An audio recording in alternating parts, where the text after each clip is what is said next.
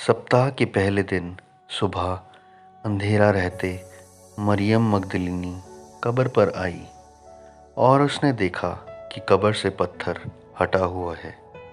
फिर वो दौड़कर शिमोन पतरस और उस दूसरे शिष्य के पास जो यीशु का प्रिय था पहुंची और उनसे बोली, वे प्रभु को कब्र से निकाल कर ले गए हैं और हमें नहीं पता कि उन्होंने उसे कहाँ रखा है। फिर पतरस और वो दूसरा शिष्य वहाँ से कब्र को चल पड़े।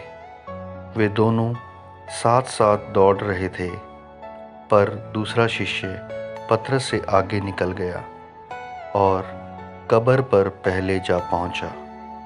उसने नीचे झुककर देखा कि वहाँ कफन के कपड़े पड़े हैं, किंतु वो भीतर नहीं गया। तभी शिमोन पतरस भी उसके पीछे आ रहा था और कब्र के भीतर चला गया। उसने देखा कि वहाँ कफन के कपड़े पड़े हैं और वो कपड़ा जो गाड़ते समय उसके सिर पर था कफन के साथ नहीं, बल्कि उससे अलग एक स्थान पर तय करके रखा हुआ है।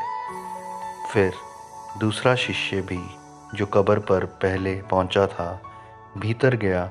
उसने देखा और विश्वास किया।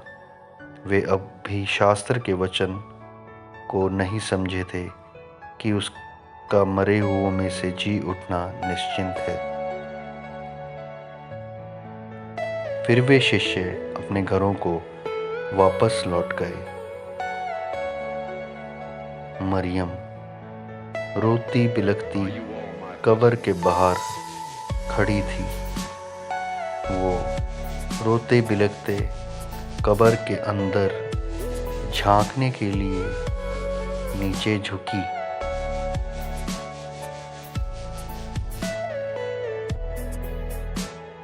जहां यीशु का शव रखा था और उसने श्वेत वस्त्र धारण किए हुए थे। दो स्वर्गदूत एक सिरहाने और दूसरा पताने बैठे देखे। उन्होंने उससे पूछा, हे स्त्री, तू क्यों विलाप कर रही है?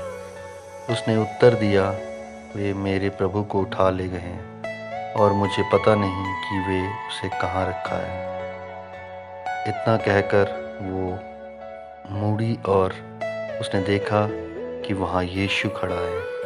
यद्यपि वो जान नहीं पाई कि वो यीशु था। उसने उससे कहा, हे स्त्री, तू क्यों रो रही है? तू किसे खोज रही है?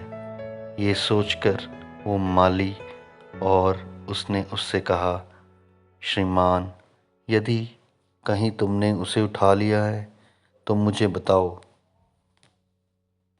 तुमने उसे कहाँ रखा है? मैं उसे ले जाऊंगी। यीशु ने उससे कहा, मरियम। वो पीछे मुड़ी और इब्रानी में कहा, रुबानी, अर्थात गुरु।